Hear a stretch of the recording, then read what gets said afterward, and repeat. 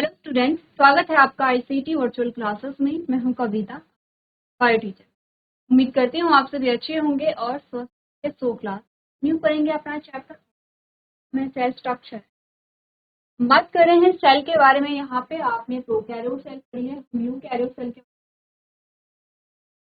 Previous lecture में plasma membrane को पढ़ा है कि जो प्लाज्मा मेम्ब्रेन है उसका स्ट्रक्चर कैसे हो। आज हम बात करेंगे यहाँ पर प्लाज्मा मेम्ब्रेन के फंक्शन के बारे में। उससे पहले आपको यहाँ पर प्रीवियस जो आपके टॉपिक हैं वो अच्छे से समझ लेने। ये है आप प्रोकैरियोट सेल, ठीक है, जिसके बारे में आपने डिस्कस किया था। Fluid mosaic virus, fluid mosaic model के बारे में डिस्कस करेंगे। उससे पहले एक बार आप डायग्राम देख लेंगे कि हमने जो डायग्राम बनाया था प्रीवियस लेक्चर में वो और ये, इनमें आपने क्या क्या चीज़ें देखी हैं और क्या क्या पार्ट्स यहाँ।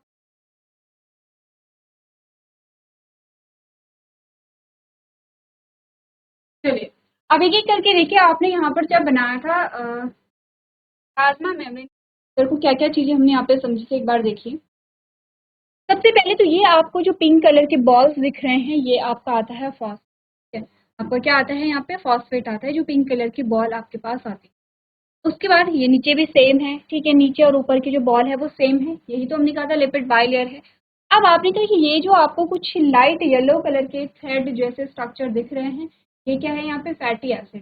तो हमने कहा कि ये वाला जो पोर्शन है ये क्या है? हाइड्रोफिलिक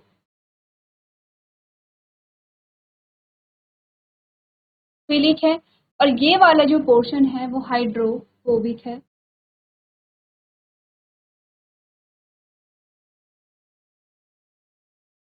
तो हमने कहा ये फॉस्फोलिपिड बाइलेयर है। इसके अलावा कुछ प्रोटीन हमारे पास आए थे। क्या? कौन कौन से प्रोटीन आपके प्रोटीन आते हैं? ठीक है, जो इंटीग्रल प्रोटीन जिन्हें हम यहाँ पर कहते हैं। इसके अलावा कुछ और हमारे पास प्रोटीन आते हैं जिसे पेरिफेरल प्रोटीन यहाँ पर कहा जाता है। जैसे कि ये जो प्रोटीन होते हैं ये पेरिफेरल प्रोटीन होते हैं। इंटीग्रल प्रोटीन और पेरिफेरल प्रोटीन में डिफरेंस क्या है? इंटीग्रल प्रोटीन आप देख लें कि पूरा ऊपर से लेकर नीचे तक है। इंटीग्रल प्रोटीन का सिर्फ एक ही पार्ट यहाँ पर धंसा हुआ है, जैसे ये है, या जैसे आपने कहा कि ये है, ठीक है, जैसे ये है। आपने कहा कि ये क्या है? हमारे पास प्रोटीन आते हैं। इनके अलावा आपने कहा और क्या क्या चीजें हमारे पास आती हैं? एक प्रोटीन है जो यहाँ से लेकर के पूरा थ्रेड लाइक स्ट्रक्चर यहाँ तक निकल रहा है, ये भी एक प्रकार का प्रोटीन है, जिसे अल्फा हेलिक्स प्रोटीन यहाँ कह रहे हैं। अब हमने कहा यहाँ पर जो प्रोटीन है उनमें कुछ इस प्रकार के स्ट्रक्चर लगे हैं जो कि क्या है? कार्बोहाइड्रेट हैं। इन्हें हम कार्बोहाइड्रेट रेडिकल कहते हैं, या फिर हमने क्या कहा था यहाँ पे? जो प्रोटीन है और प्रोटीन में कार्बोहाइड्रेट लगे हैं। एक तो हमने ये देखा था, एक हमने देखा था कि जो यहाँ पर आपने कहा जो लिपिड है, लिपिड पे भी प्रोटीन लगे थे। तो हमने कहा कि अगर लिपिड पे प्रोटीन लगे हैं तो ग्लाइकोलिपिड हम कह रहे हैं। अगर प्रोटीन पे यहाँ पे कार्बोहाइड्रेट लगा हुआ है तो उसे हम ग्लाइकोप्रोटीन कह रहे हैं। तो ग्लाइको का मतलब होता है कार्बोहाइड्रेट, प्रोटीन आपको पता है, एंड सेम है ग्लाइकोलिपिड, यानी कि जो ग्लूकोज जो है वो लिपिड पे प्रेजेंट है। तो इस प्रकार से हमने क्या किया था? यहाँ पे लिपिड बाइलेयर की बात की थी और हमने स्ट्रक्चर भी यहाँ पर बनाया था, तो आपने वो नोट यहाँ। अब आते हैं प्लाज्मा मेम्ब्रेन में। हमने कहा कि जो फ्लूइड मोज़ेक मॉडल है उसमें क्या कहा गया है? एक्चुअली में ये लेयर क्या है? बाइलेयर है। बाइलेयर को हम कैसे देखते हैं? जैसे कि एक लेयर ये है, एक लेयर ये है। आपने कहा कि यहाँ पर फॉस्फेट जो बॉल्स आपको यहाँ पे दिखाई दे रही हैं, और यहाँ पर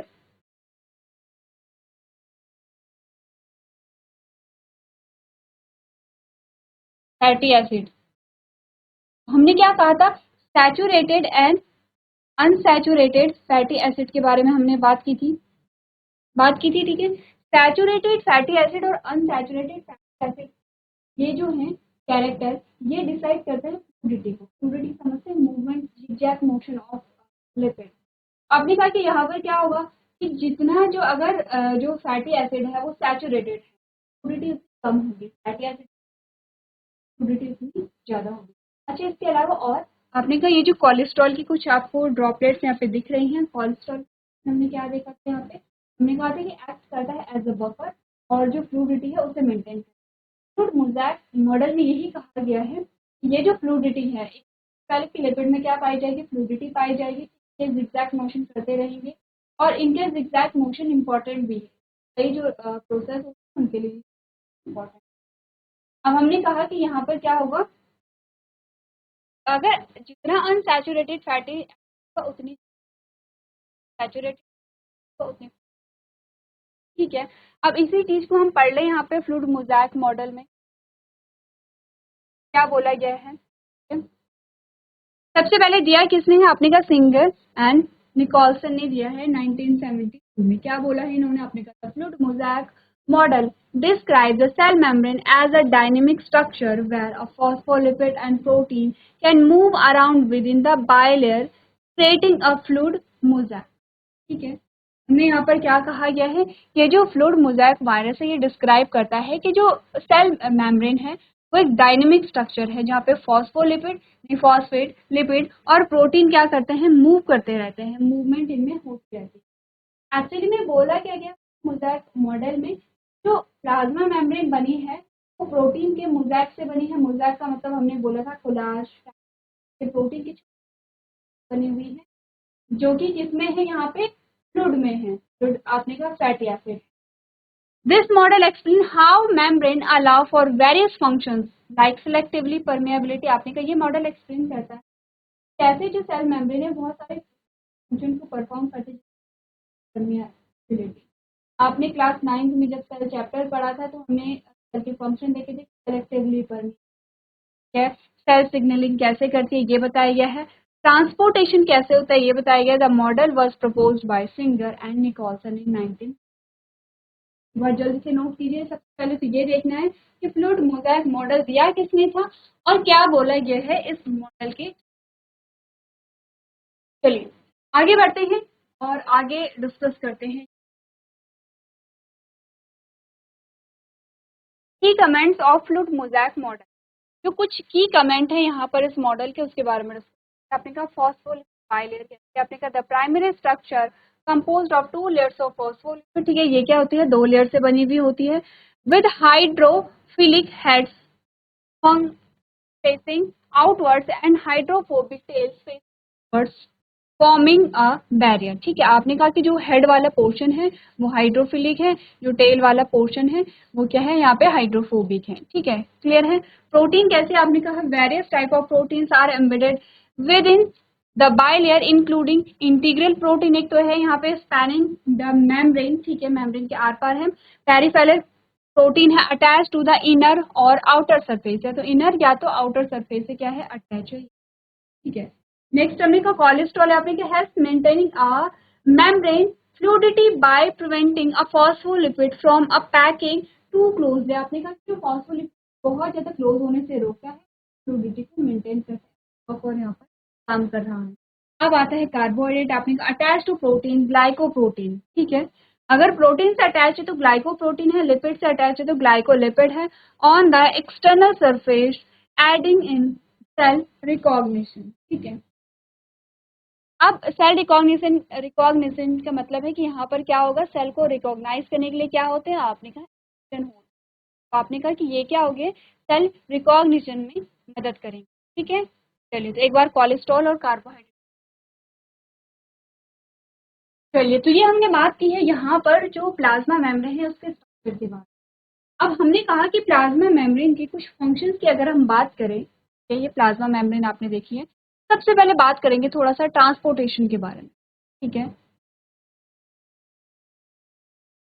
हमने कहा कि जो सेल होती है वो ट्रांसपोर्टेशन में हेल्प सेल मेम्ब्रेन। अब क्योंकि सेल मेम्ब्रेन है या प्लाज्मा ऑस्मोसिस तो आपने प्रीवियस क्लासेस में, अब हमने कहा कि अगर हम ट्रांसपोर्टेशन की बात करें,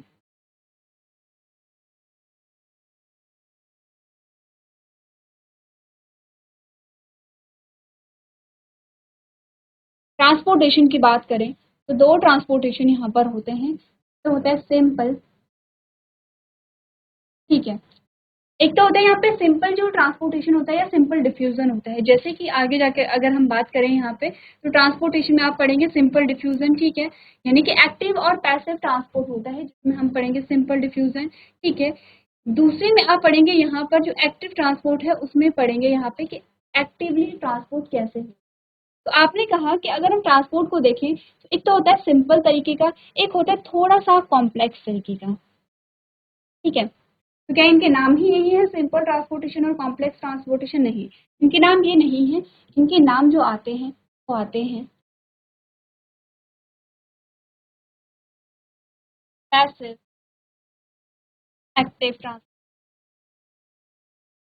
कहा कि पैसिव और एक्टिव ट्रांसपोर्टेशन में क्या होता है, ये दो टाइप के ट्रांसपोर्टेशन होते हैं। पैसिव जो ट्रांसपोर्टेशन होगा ये होगा विदाउट एनर्जी,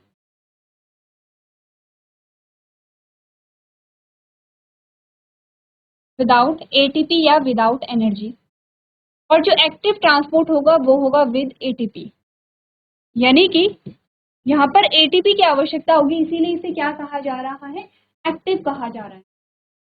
ठीक है, तो हमने कहा कि जो पैसिव ट्रांसपोर्ट है वो विदाउट एटीपी होगा और जो यहाँ पे एक्टिव ट्रांसपोर्ट है वो विद एटीपी होगा। ठीक है, इसके अलावा क्योंकि पैसिव ट्रांसपोर्ट बिना एनर्जी के यहाँ पर हो रहा है, तो यहाँ पर ये क्या होगा, आपने कहा ये होगा from high to low concentration. ठीक है, ये कंसंट्रेशन है शॉर्ट में। और अगर हम एक्टिव ट्रांसपोर्ट की बात करें, क्योंकि यहाँ पे एनर्जी चाहिए, तो हमने कहा ये क्या होगा, from low to high concentration. अब देखिए होगा, हमने कहा कोई चीज ज्यादा है, ठीक है, जैसे पानी ज्यादा है, या फिर हमने बीकर ले लिए हैं, सेम सेम एग्जाम्पल लेते हैं ताकि आपको चीजें और अच्छे से क्लियर हों।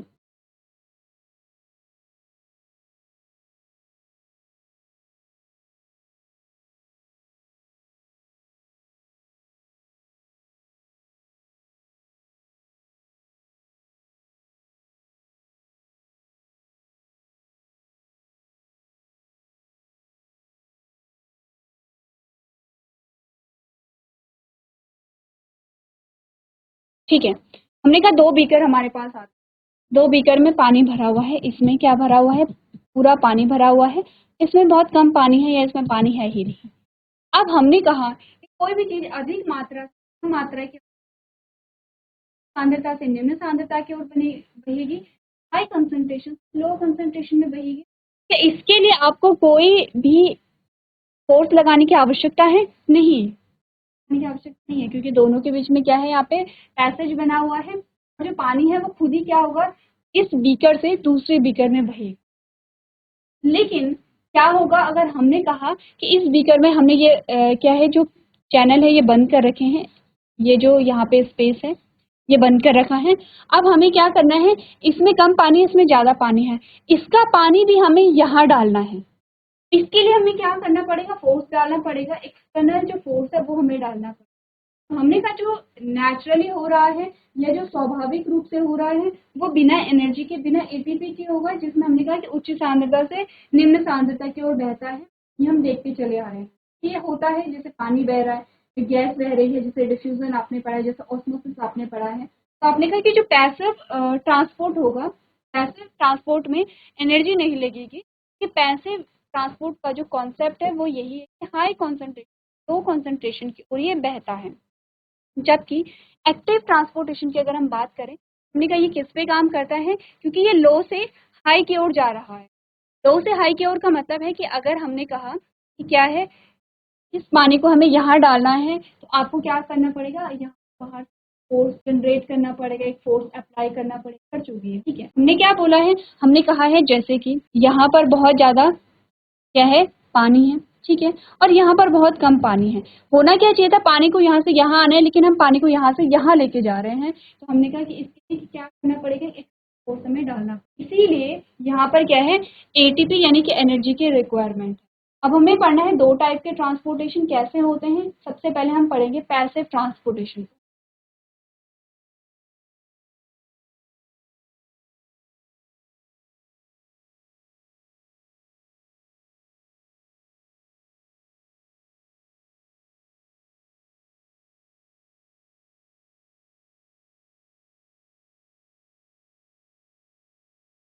पैसिव ट्रांसपोर्ट में सबसे पहले आता है सिंपल डिफ्यूजन। पहले हम इसमें पढ़ते हैं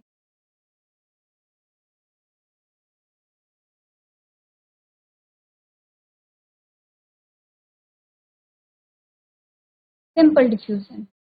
सिंपल डिफ्यूजन क्या है, सबसे पहले हम थोड़ा सा जो सेल मेम्ब्रेन है उसे बना लेंगे। हमारे पास आते हैं इस प्रकार से सेल मेम्ब्रेन, ये है और ये है।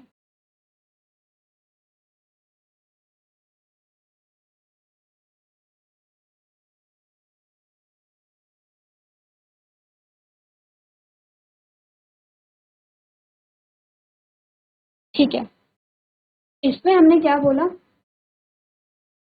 इसमें हमने कहा कि हमारे पास कुछ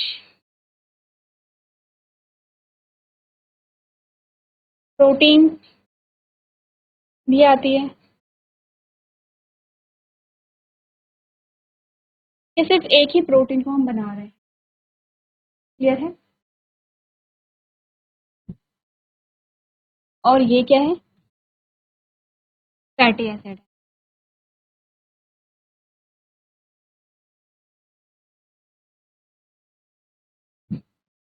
ठीक है, अब हमने कहा सिंपल डिफ्यूजन में सबसे पहले क्या आते हैं, सिंपल मॉलिक्यूल आते हैं, नॉन पोलर मॉलिक्यूल आते हैं।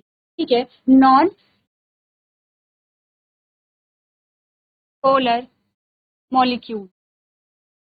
ठीक है, जैसे कि non polar molecule, non ionic molecule. ठीक है, या फिर आपने कहा कि जो कैसे होंगे, वाटर लविंग नहीं होंगे, या फिर कैसे होंगे, लिपिड लविंग होंगे। लिपिड लविंग समझ रहे कि जो लिपिड में इजीली क्या हो जाते हैं, या फिर डिजोल्व हो जाते हैं, ये लिपिड लविंग होंगे।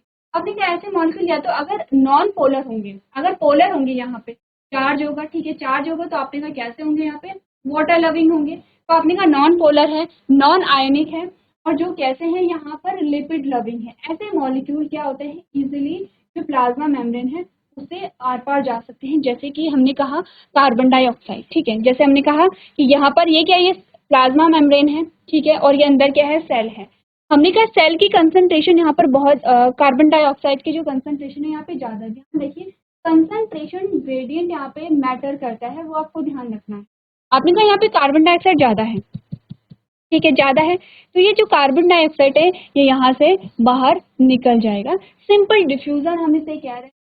यहाँ पर क्या है, movement of gas from higher concentration low concentration. यहाँ पे गैस क्या हो रही है, डिफ्यूज हो रही है अधिक सांद्रता से निम्न सांद्रता। तो हमने कहा कि हमारी जो सेल है, हमारी सेल में क्या है, क्या रिलीज हो रहा है, यहाँ पे कार्बन डाइऑक्साइड रिलीज हो रहा है। ठीक है, ये तो हमने कहा था कि हम ऑक्सीजन लेते हैं और कार्बन डाइऑक्साइड को हम क्या करते हैं, रिलीज करते हैं। ठीक है, अब हमने क्या बोला यहाँ पे, यहाँ पे क्या हो रहा है, सिंपल डिफ्यूजन। ये बात अगर क्लियर है तो एक बार, सिंपल डिफ्यूजन हो गया है। ठीक है, अब क्या होता है, कभी कभी, समटाइम्स, कभी कभी क्या होता है, अगर हम पानी की बात करें यहाँ पर, अगर हम की बात करें, वाटर की बात करें, अब वाटर में क्या होगा यहाँ पे, क्योंकि आपने कहा वाटर तो कैसे पोलर है यहाँ पे, हमने कहा कि वाटर क्या है यहाँ पर, जो क्योंकि लिपिड है तो लिपिड से वाटर निकलने में क्या होगी, डिफिकल्टी होगी। अब होता क्या है यहाँ पर, कभी कभी यहाँ पे पानी है, ठीक है, कभी कभी क्या होता है, पानी की कुछ मात्रा यहाँ पे बहुत कम जो क्वांटिटी है, वो भी जो डिफ्यूजन के थ्रू या ऑस्मोसिस के थ्रू जो होती है, वो हाई कंसंट्रेशन से लोअर कंसंट्रेशन मूव कर जाती है। लेकिन एक और चीज ध्यान रखनी जाती है, ये क्या होता है, बहुत कम क्वांटिटी में होता है, कभी कभी ऐसा हो जाता है। ये तो एक सिंपल डिफ्यूजन, ठीक है, बहुत ज्यादा डिस्कस नहीं करेंगे सिंपल डिफ्यूजन, क्योंकि सिंपली क्या हो रहा है, डिफ्यूज हो रहा है। हमने कहा कि अगर नॉन पोलर है, नॉन आयनिक है, और हमने कहा कि लिपिड लविंग है, तो यहाँ पर क्या होगा, जो मॉलिक्यूल है वो सिंपल डिफ्यूजन के थ्रू क्या होगा, प्लाज्मा मेम्ब्रेन के आर पार जा सकता है। कुछ कुछ मामलों में हमने कहा कि पानी जो है वो क्या होगा, लेकिन मुश्किल से जाएगा। ये जो पानी ट्रैवल कर रहा है, पानी का ट्रांसफर हो रहा है सिंपल डिफ्यूजन के थ्रू, ये कैसा होगा, डिफिकल्टी से होगा। यानी कि बहुत कम पानी बड़ी मुश्किल से क्या होगा, यहाँ पे जो प्लाज्मा मेम्ब्रेन है उसे पार करेगा। टाइप का जो हमारे पास आता है, पहला तो है सिंपल सिंपल डिफ्यूजन। दूसरा जो आता है हमने पढ़ा है वो है फैसिलिटेटेड डिफ्यूजन, ये वाला।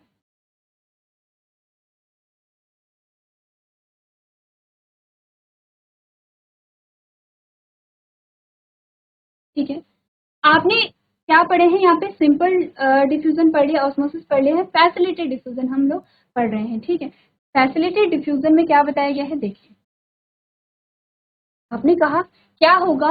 अच्छा, एक और चीज, non polar molecule, non ionic molecule, lipid loving molecule और स्मॉल मॉलिक्यूल की यहाँ पे बात की है। ठीक है, ये सारी चीजें आप यहाँ पर लिख लेंगे। आपने कहा क्या होगा अगर पोलर मॉलिक्यूल को ट्रैवल करना होगा, या क्या होगा अगर बड़े मॉलिक्यूल को ट्रैवल करना होगा, तो वो कैसे यहाँ पे ट्रैवल करेगा। या फिर आपने कहा कि पानी की ये तो बहुत कम क्वांटिटी है कि जो यहाँ पर जो प्लाज्मा मेम्ब्रेन के आर पार हो रही है, ट्रांसफर हो पा रही है। हमने कहा इस केस में हमारे पास यहाँ पर क्या आते हैं, फैसिलिटी डिफ्यूजन में डिफ्यूजन होता है from higher to lower concentration, लेकिन यहाँ पर क्या होता है जो प्रोटीन है वो हेल्प करती है। प्रोटीन क्या करेगी, हेल्प करेगी, और प्रोटीन जब हेल्प करती है तो प्रोटीन यहाँ पर चैनल का फॉर्मेशन। देखो यहाँ पर हमने कहा हम वाटर का ही एग्जाम्पल लेते हैं, यहाँ पर है वाटर, ठीक है, ये है वाटर। यहाँ पे तो वाटर बहुत मुश्किल से क्या हो रहा है, पास हो पा रहा है। हमने कहा ये जो प्रोटीन है, प्रोटीन में क्या बन जाते हैं, प्रोटीन में बन जाते हैं चैनल।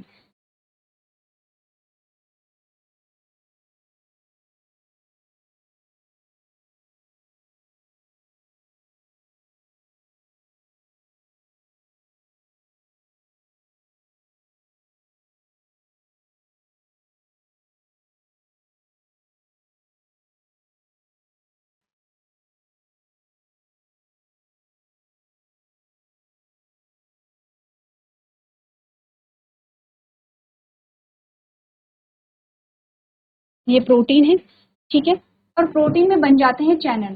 चैनल का मतलब समझते, एक पैसेज बन गया है यहाँ पर। अब जब पैसेज बना तो यहाँ पर क्या हुआ, आपने कहा यहाँ पे लिपिड नहीं आएगा। इस प्रोटीन के बीचों बीच से जब एक पैसेज बना है, इसे हम क्या कहते हैं, चैनल कहते हैं, और इन प्रोटीन को हम क्या कहते हैं, चैनल प्रोटीन कहते हैं। हमने कहा जब प्रोटीन के बीचों बीच से क्या बना है, यहाँ पे जगह बनी है, तो पानी इजीली यहाँ से क्या हो सकता है, ट्रांसपोर्ट, पानी के ट्रांसपोर्ट में यहाँ पे क्या है, हेल्प मिलेगी। ठीक है, तो हमने कहा कि इस प्रकार का डिफ्यूजन या इस प्रकार का ट्रांसपोर्टेशन जहाँ पर फैसिलिटी प्रोवाइड की जा रही है, ये अलग से फैसिलिटी है। देखिए वाटर का ट्रांसपोर्ट ये जो हो रहा था वो कैसा था, आपने कहा कि ये ना सिंपल डिफ्यूजन के थ्रू हो रहा है, लेकिन यहाँ पर बहुत मुश्किल से जो पानी है वो ट्रेवल कर पा रहा है, क्योंकि बीच में क्या है, लिपिड है। ठीक है, क्या होगा, लिपिड होगा। अब लिपिड क्या है, आपने कहा हाइड्रोफोबिक होता है लिपिड, इसीलिए जो पानी है वो आसानी से क्रॉस नहीं कर पा रहा है प्लाज्मा मेम्ब्रेन। इस केस में क्या हुआ, अगर हम फैसिलिटी प्रोवाइड कर दें यहाँ पर वाटर के ट्रांसपोर्टेशन के लिए, और यहाँ पर अगर प्रोटीन जो है वो चैनल बना दें, जिसे हम क्या कह रहे हैं, चैनल प्रोटीन कहते हैं। अब ध्यान रखेंगे इन्हें हम, अब जो प्रोटीन है वो दो टाइप के होंगे, चैनल प्रोटीन और कैरियर प्रोटीन, आगे जाकर के अभी हम बात करेंगे। तो ये तो आपके क्या है, चैनल प्रोटीन है, ये चैनल प्रोटीन है। चैनल प्रोटीन क्या कर रहा है, आपने कहा चैनल एक पैसेज प्रोवाइड कर रहा है बीच से कि जो भी सब्सटेंस है वो इजीली वहां से मूव करे। ठीक है, या जो बड़े मॉलिक्यूल हैं वो भी यहाँ से क्या कर पाए, जो ट्रैवल कर पाए। इसके अलावा आपने कहा कुछ ऐसे जो प्रोटीन जो शेप को चेंज करते हैं, कैसे चेंज करते हैं, ये मैं नाम हटा रही हूँ, हमें एक और प्रोटीन यहाँ पर, सबसे पहले तो थोड़ा सा हमें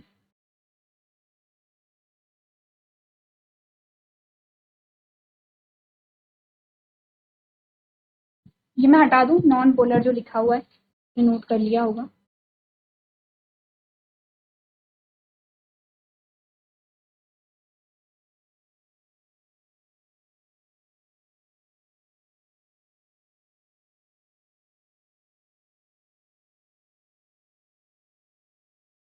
मैं दोनों यहीं पे बना रही हूँ, तो आगे समझा।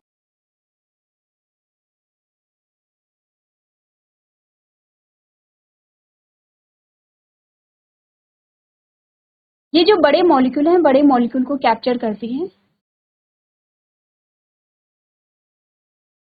और अपना शेप चेंज करती हैं।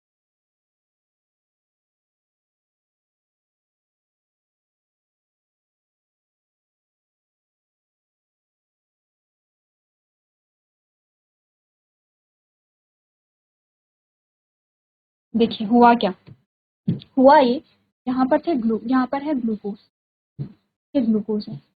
अब जो ग्लूकोज है उसका जो साइज है वो बड़ा है, ठीक है, उसका साइज बड़ा है, सिंपल डिफ्यूजन से वो जा नहीं सकता है, चैनल प्रोटीन से भी वो नहीं जा सकता। यहाँ पर ये जो कैरियर प्रोटीन है ये इसे कैप्चर करेंगे और ये इसके शेप जो है वो चेंज हो जाती है, यानी कि इसने यहाँ से कैप्चर किया और अब इसे नीचे भेजने के लिए यहाँ से इस प्रकार से जो ग्लूकोज है वो बाहर निकल जाते हैं। ये है ग्लूकोज, ये है ग्लूकोज, ठीक है। अब अभी आप ये नहीं कहेंगे, अभी आप डायरेक्शन नहीं देखेंगे ग्लूकोज अंदर से बाहर जा रहा है या बाहर से अंदर जा रहा है, आप कहेंगे कि में होता है। अभी आप जस्ट चीजों को समझिए, ठीक है, डायरेक्शन को जो समझेंगे हम बाद में समझ। अभी आप ये समझिए, आपने कहा ऐसा नहीं कि ये दो प्रोटीन यहाँ पर हिस्सा ले रही है, एक ही प्रोटीन है। ये मैंने आपको इसलिए दिखाया है कि पहले ये प्रोटीन ऐसे थी, अब ये प्रोटीन ऐसे हो गई है, यानी कि इसकी जो शेप है वो चेंज हो गई है। एक ही प्रोटीन में ऐसा होता है, यानी कि इसी सिंगल प्रोटीन में, ये सिंगल प्रोटीन ही पहले ऐसे थी, अब इस प्रकार से हो गई है, ठीक है। ये दो अलग अलग जो प्रोटीन है वो आपको जस्ट दिखाने के लिए बताए गए कि शेप में क्या चेंज आते हैं। आपने कहा कि इस प्रकार के जो प्रोटीन है, जैसे कि इन्हें तो हमने क्या बोला था, चैनल प्रोटीन कहा था, और ये जो प्रोटीन होते हैं ये हमारे कैरियर प्रोटीन होते हैं, ये हमारे क्या होते हैं, कैरियर प्रोटीन होते हैं। ऐसे जो चैनल प्रोटीन होते हैं उन्हें हम क्या कहते हैं, एक्वापोरिन कहते हैं, ठीक है। एक बार आप लोग ये जो टर्म्स है aquaporin, channel protein, carrier protein, ये सब चीजें पढ़ करके लेके आएंगे। आज हमने एक इंट्रोडक्शन दिया है आपको ट्रांसपोर्टेशन का, कि ट्रांसपोर्टेशन कैसे होता है। नेक्स्ट हमारा लेक्चर होगा उसमें हम इस चीज को कंप्लीट कर देंगे, जिसमें आप पैसिव ट्रांसपोर्टेशन पढ़ लिया है, हम एक्टिव ट्रांसपोर्टेशन में देखेंगे वहाँ पे एनर्जी की खपत कैसे होती है, एनर्जी यूज कैसे होती है, और क्या क्या वहाँ पे जो ट्रांसपोर्टेशन है वो किस किस चीज़ों का यहाँ पे होता है। क्लियर है? तो चलिए, आज आपको जितनी भी चीज़ें यहाँ पे समझाई गई हैं आप लोग एक बार घर से रिवाइज में हम इतना ही करेंगे। इसी तक क्लास में बने रहने के लिए